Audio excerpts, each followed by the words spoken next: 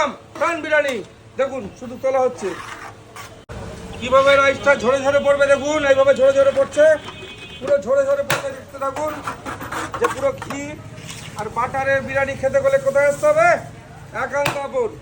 এবার আমি আমাদের যে স্পেশাল পিস যে 1200 গ্রাম যে স্পেশাল পিসটা উঠছে দেখুন 1200 গ্রাম এই হলো 1200 গ্রাম পিস দেখুন কিভাবে খুলে গেল 1200 গ্রাম রান বিরিয়ানিটা উঠে গেল দেখতে থাকুনটা চলে আসলো।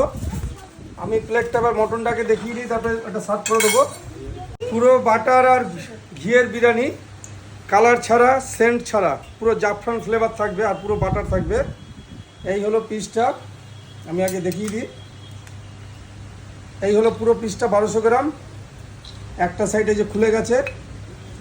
এবার মটনটা আমি বলবো ধরে ঝাড়া দিয়ে খুলে দিতে পুরো ঝরে ঝরে পড়বে কিভাবে দেখতে পাবেন তুলুন এই হলো পুরো পিসটা এইভাবে ঝরে গেল পুরো হাড়টা এইভাবে চলে এসছে মটনটা কিন্তু এই যে পুরো পিসটা লম্বা পিসটা পড়ে আছে। আর এটা মুখে দিকো যে কতটা নরম আর কতটা সফট সেটা এখনই দেখতে পাবে। আর সেন্ট আমরা বলেছি পিওর খাসির সেন্ট আছে এটা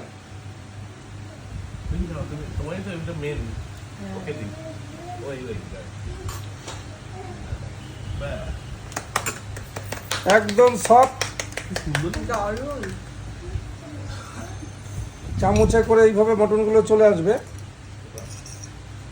যে আমরা বলেছি টানতে হবে না ছিটতে হবে না পুরো চামচে করে এইভাবে চলে আসবে মুখে দিলে পুরো মোমের মতো হয়ে যাবে।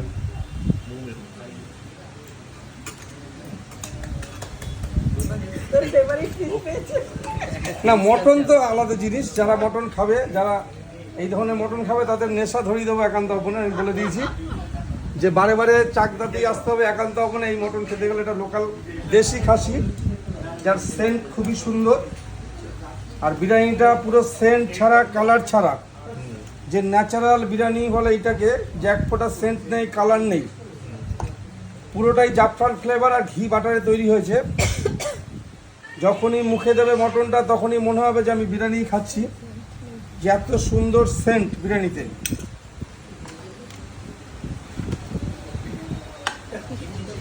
খাবারটা সার্ভ করা হলো কোথা দিয়ে এসছে না কলকাতা বালিগঞ্জ থেকে এসছে স্যার কি করে আচ্ছা বুঝতেই পারছেন যে প্রশাসনিক লোক এখন নির্বাচন চলছে তা বেশি বলার দরকার নেই।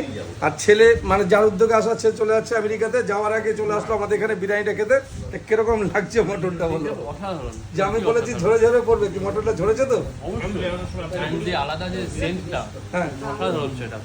আচ্ছা তা আপনার কেমন লাগলো দারুণ কবে থেকে চেষ্টা আমার আর ওর তাই এট লাস্ট তাই বললাম বসে আছি এত আনন্দ হচ্ছে দেখেই। আপনার অনুভবটা কি ভীষণ ভালো যে মটন এরকম নরম হতে পারে যেমন কোয়ালিটি তেমনি কোয়ান্টিটি। স্যার আপনি তো ব্যস্ততম মানুষ এই যে সময় বের করে আসলেন যত ব্যস্তর মধ্যে দিয়ে আমরা দুজন নিয়ে এসেছি বুঝতেই পারছেন যে কাকিমা নিয়ে এসছে আর স্যার অতি ব্যস্ত মানুষ কারণ বুঝতেই পারছেন প্রশাসনিক কর্তা উনি তাই ওনার তো ব্যস্ততার মধ্যে দিয়ে উনি এসছে তাই স্যারকে একটু অনুভবটা কেমন হলো এখন তো বলে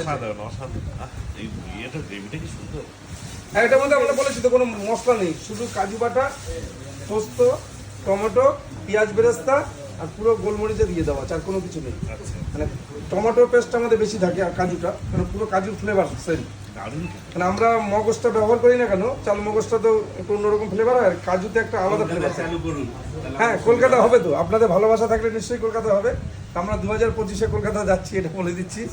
তাই এই হলো একান্ত উপরে খাবার যে মটনটা কিভাবে ঝরে পড়লো বা 1.5 কেজি মটনটা এখন দেখছেন যে আপনি ধরে তুলতে পারবেন না তার আগে হাতটা হাতে চলে আসবে 1.5 কেজি যে আমাদের নতুনটা এসছে। আর আমাদের যে 75,000-এর যে স্পেশাল কম্বোটা চলছে সেই কম্বোটা আপনারা দেখেছেন যে 50 জন শেষ করতে পারেনি 75,000-এর কম্বো আমরা বলেছি 10 জন বাচ্চা অ্যাড করতে কারণ হচ্ছে অনেক খাবার 75,000-এর কম্বোতে ওই জন্য বলে দিচ্ছি 10টা বাচ্চা নিয়ে 50 জন 75,000-এর কম্বো আমাদের স্পেশাল চলছে। আর এখন তো ইলিশ মাছ রান্না হচ্ছে দেখছেন যে গোটা গোটা ইলিশ ভাপা তৈরি হচ্ছে সেটা এবার রেডি করতে যাবো মাটির হাঁড়িতে। টাটা।